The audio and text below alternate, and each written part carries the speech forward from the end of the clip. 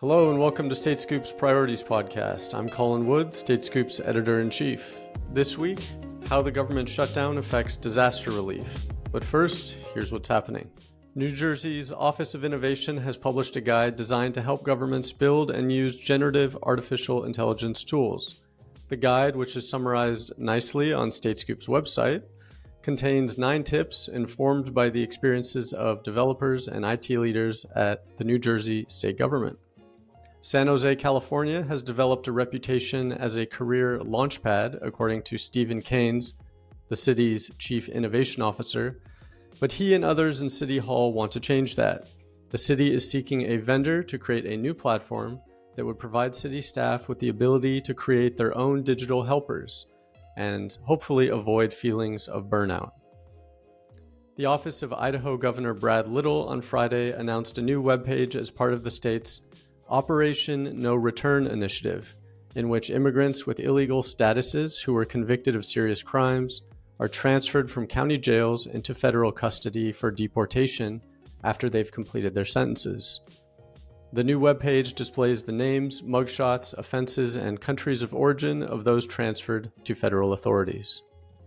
This week, we hear from Ratna Dougherty, an assistant professor at the University of South Florida's Public Affairs School. She tells Sophia Fox-Sowell why the government shutdown has made things far more complex for state and local agencies applying to receive support from FEMA.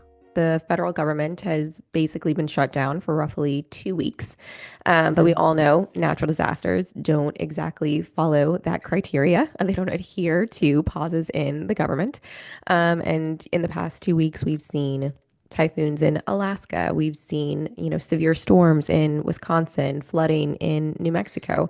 I'm curious, how does the federal government shutdown, which impacts FEMA disaster relief and federal aid, how does it impact state and local governments during this time? So it's a complex answer because, again, I think it speaks to the fact that FEMA is right. So when a government shutdowns, we have essential services and non-essential, right? So the basics of it is that just because the government is shut down doesn't actually mean the government shut down. That means that if something is happening that requires dire, assistance from the national level, it's going to happen. I mean, we're not going to let people just die for no reason because there are quite a few FEMA workers that are considered essential, so they keep working through the government shutdown. Now, the issue with that is because of a lack of appropriations, as funds are being spent down, there's no replenishing of those funds if those are necessary. So keep in mind, if we look at the 2024 season of hurricanes, which greatly impacted a lot of North Florida, Georgia, and then the west coast of South and North Carolina, a lot of those municipal governments have been continuing, obviously, their recovery, and they've been getting the necessary financial support in some ways if they've been pushing in a lot of those invoices. So I can speak to, I had a conversation with someone in one of those states, and they had actually just received checks in the mail from FEMA. So it's not that the assistance is gone. The problem is the longer the shutdown continues, the less likelihood of those checks coming in because there's just no money left in the budget, if you will, specifically for that disaster recovery portion. If there's a typhoon in Alaska and we need, FEMA's region to be responding there, they're there because those essential personnel are continuing to work. But out of the 24,000 or so FEMA employees, I think I read about 4,000 were non-essential, and those people are furloughed, but the rest of them are still technically working. Mm-hmm. So what I'm hearing is in terms of essential versus non-essential, boots on the ground, those who need immediate assistance through, disaster relief and actually sending a labor force to help out. Those services are not paused; they continue to run, but maybe on the back end, I guess a more bureaucratic role, processing checks, processing applications for relief, federal projects or federal FEMA projects. Some of those are going to be paused or delayed either because there's nobody working in the offices to process them, or there is no money in the budget to allocate funds towards them. Do I kind of have that right? Correct. Yes, that's correct. So like the on the ground, which is interesting because I think that's been sort of the new age, new administration's goal is to start kind of pushing back a lot of those um kind of expectations onto local and state governments. But the problem is those are the parts where local and state governments are doing very well. The boots on the ground is not actually a significant issue. So to have that assistance from FEMA is absolutely, I think, welcome and necessary, but it's not at the end of the day the most where the most need is. The most need lays in that bureaucratic structure, in like getting that back end support, like, hey, these programs like, for the recovery or mitigation or whatnot, that gives us those necessary funding and expertise to be able to do some of those things necessary to get that community back up and running. That's kind of where I think a lot of the assistance from FEMA is needed. And to your point, a lot of those programs, like the National Flood Insurance Program, hazard mitigation, those grants are, they're stopped right now. Mm-hmm. They're on pause because those are non-essential employees right now. Got it. Got it.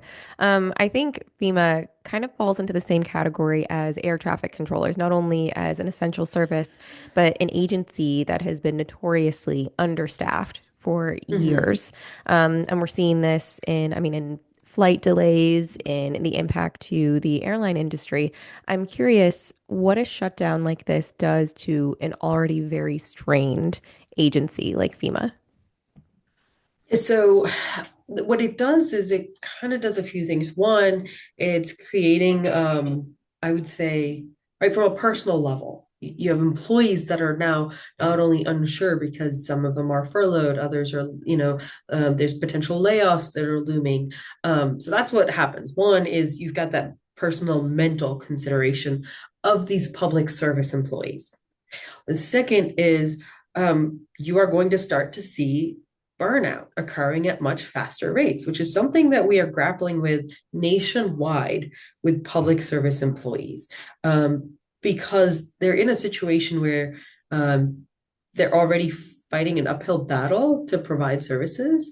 And to top it off, they're in a situation now where they're having to do it in a disaster setting. Especially for folks that work with FEMA, and having to see and do kind of things that normal people don't every day. And then you compound that with the fact that there's less folks that are able to support, both financially and otherwise, that can create a huge mental strain. And we're going to see that happening. And the third, as a result of all of that, is well, we're going to see, I think, a decrease in the number of people that are vying to even take those open positions at some point.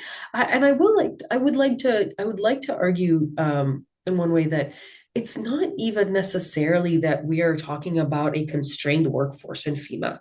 I think the restructuring of the organization doesn't necessarily need to mean we have less people and we kind of make those less people do kind of the bare minimum, and then states and counties have to take over. That's not necessarily it. I think it needs to be a twofold approach. One, are we being as lean as possible in what this agency needs to be accomplishing based on what the administration wants? And on the other hand, how can we make sure that we're being thoughtful about where those folks are being aligned? Because I can tell you, one of the biggest criticisms that constantly comes through about FEMA is that there's a lack of continuity in who even shows up when disaster strikes. So if I'm a manager and I don't know who my contact is, and I have to spend 2 hours of my day being cycled through multiple people, that's a problem when I've got a community that's, without power, without water, and things like that. So I think that needs to be one of the considerations. If you have 24,000 employees and you need to bring it down to, say, 20, okay, fine. But where do those 20,000 employees need to be, right? Where in the structure do they need to be? So I think it's a rethinking that's an issue. And when you bring in this shutdown into the mix, you're taking that and you're saying, all right, cool, this is an opportunity to just lay off folks, which is not being thoughtful in where those folks could be best utilized, as public servants who are doing this job because they most likely genuinely want to help people that are going through disasters. I'm sure a lot of them have experienced disasters, and there's like this affinity to doing public service work. It makes a lot of sense. What you're saying is that it's such a compounding effort and an effect that it Mhm. has, not just from the federal level and like their mental health, but what that does to communication efforts and the relationship that this agency has with state and local governments who rely on very clear communication channels in order to be able to apply for aid, to Right. receive relief. I'm curious, how are state and local governments adjusting during this period? Is there different communication methods that they need to use if, the bureaucracy behind it is less than clear right now? Are they adjusting, or are they trying to be, I don't know, a little bit more, working a little bit more autonomously, knowing that there is this extra layer of delay and pause while the federal government is shut down? I mean, I can't speak for them, but I can say, having had conversations with them, local and state governments are uniquely and always have been very uniquely attuned to their communities, right? And so, sure, this absolutely is the longer this shutdown lasts, and the last one we had that set a record was 35 days in 2018. I So let's hope remember. we don't make a record, right? That was a brutal time for a lot of folks, because when you talk about like folks who are, to your point earlier about air traffic controllers or those furloughed FEMA employees that they're not sure that they're going to get paid when they come back. A month and change is a huge amount of time and money that you're losing as an employee just because of not, I mean, having control. And some people say, well, that's the risk you take working for government, and I don't necessarily agree with that, to be fair. But to answer your question, just having heard some conversation, like looking at the National Association of Counties and things like that, local and state governments have always been uniquely attuned to their communities. And when something like this happens, I think they start thinking about, all right, what are we going to do if and when this money stops coming through? But the reality is, a lot of them have been operating under razor thin margins for so long that they just keep doing what they need to be doing for their communities. They get creative. They do unfortunately end up having to cut some things sometimes. They start thinking about, all right, well, how do we leverage certain services that need to be leveraged? If we don't have, this recovery funding coming for this thing as a result of that disaster. But at the end of the day, it's not even about, I think, it's not even about it is about the money, to put it bluntly. But it's not even about that. It's rather how to be methodical and thoughtful about the support that local and state governments need. So as we're talking about a government shutdown and the dwindling pots of money, very quickly dwindling pots of money that a lot more folks are going to be vying for, the adjustments that they're making a lot of times, which I don't think maybe their public understands or communities, is that they're having to reduce services. Right. I mean, no local government, state government, no one wants to ever fire people if there's no need, if there's no redundancies. And in that case, then you're turning to either we're going to give people multiple jobs to do as a part of the job description, or we're going to have to start getting rid of those services that are pure public goods, like the things that public government provides as a service, but they cost money as well. And Mhm. so, a lot of those services that the community loves and wants, but doesn't necessarily need, those are going to go Mhm. over time. Mhm. So Yeah, and that that's, can yeah. yeah, and that can erode I mean, And trust in public your trust. yeah, that Yes. erodes public It, trust, that erodes faith in the yep. government, that they're going to be able Yep. to continue to provide services that are beneficial to these community members that either rely on them or have grown accustomed to them. They might Yes. not necessarily need these services, but they're ones that add value to their lives in different ways.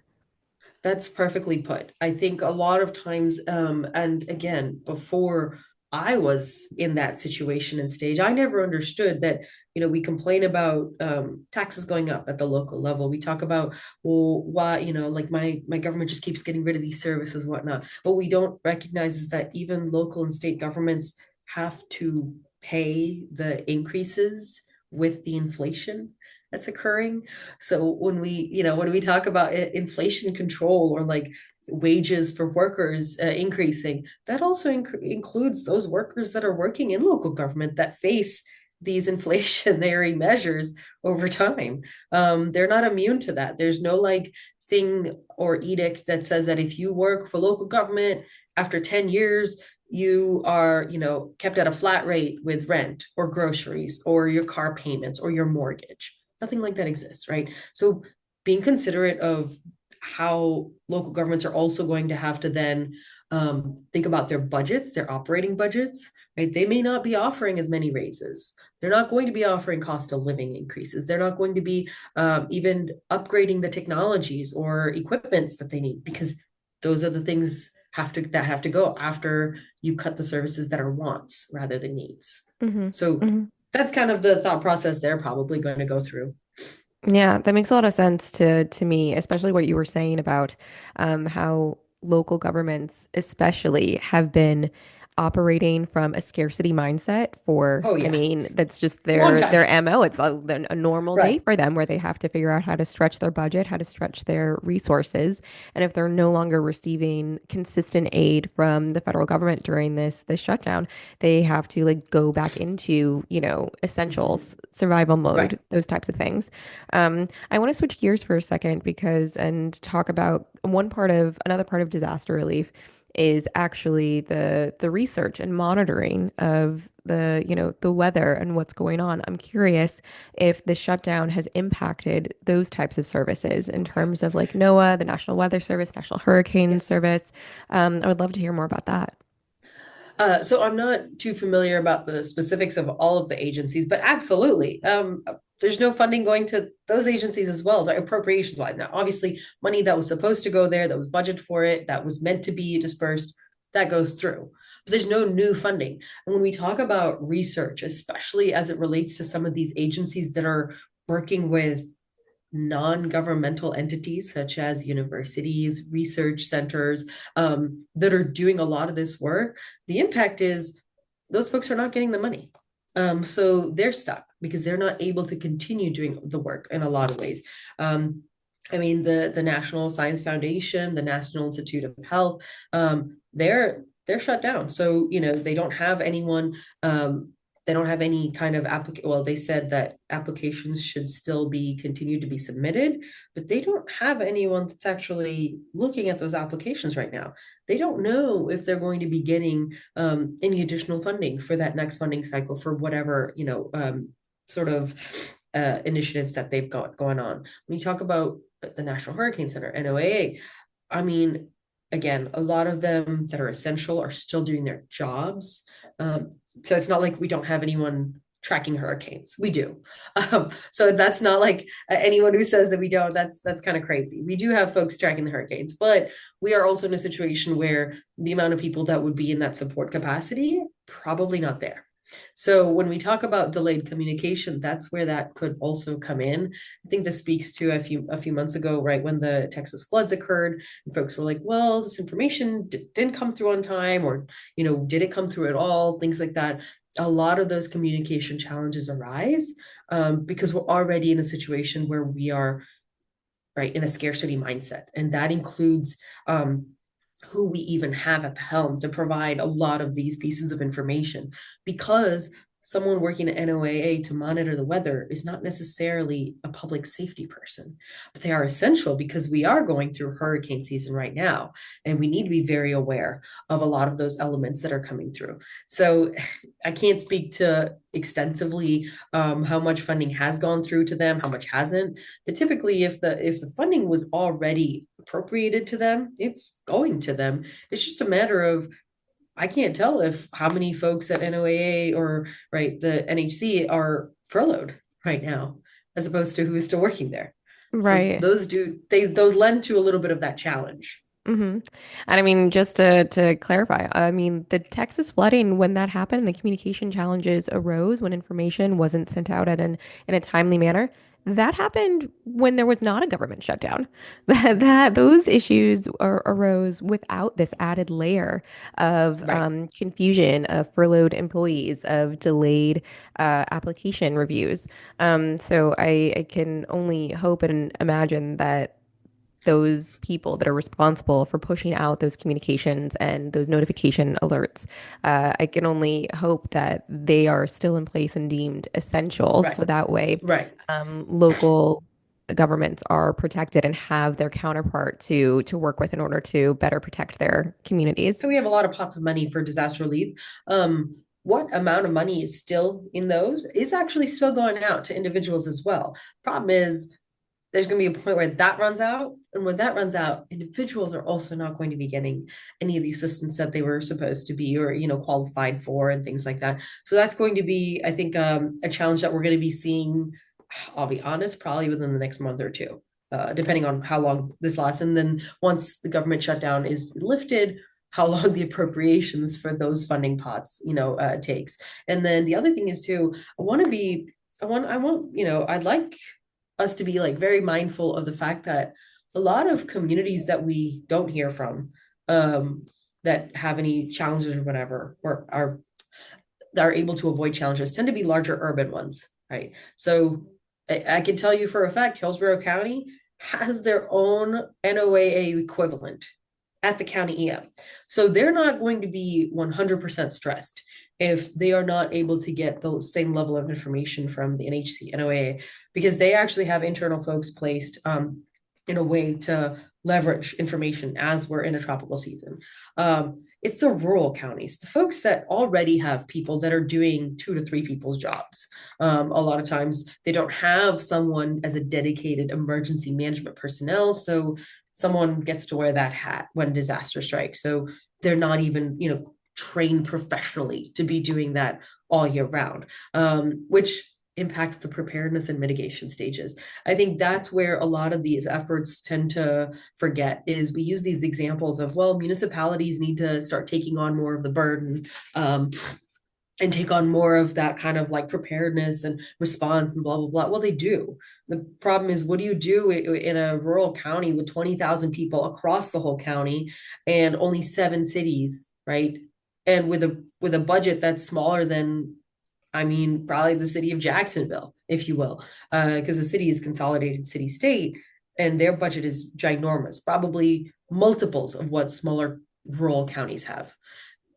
At that point, like we need to be very considerate of, even without a government shutdown, right? To that point, a lot of times your communication mechanisms are not going to get better because they need additional resources to assist in a manner. And if FEMA, once we get back from the what do you call it? The closure, right?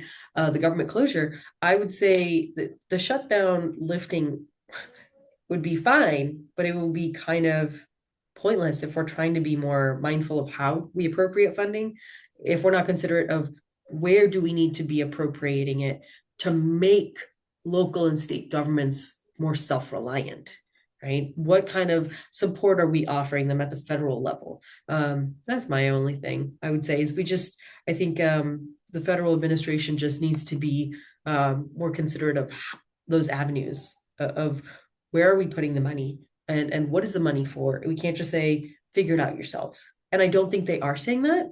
I don't think the current administration is saying that. I just don't think they've cracked the code of what that balance needs to be. So hopefully once the shutdown is lifted, we'll figure that out. Yeah, we can only hope because it Yeah. feels like right now they have a goal in mind of what they want to get to in terms of state and local government not relying as heavily on this federal agency. But they haven't exactly come up with the best plan or any plan exactly to get us there, whether it's the reduction of employees, whether it's, an increase in efficiency of whether funds are appropriated, as you were saying.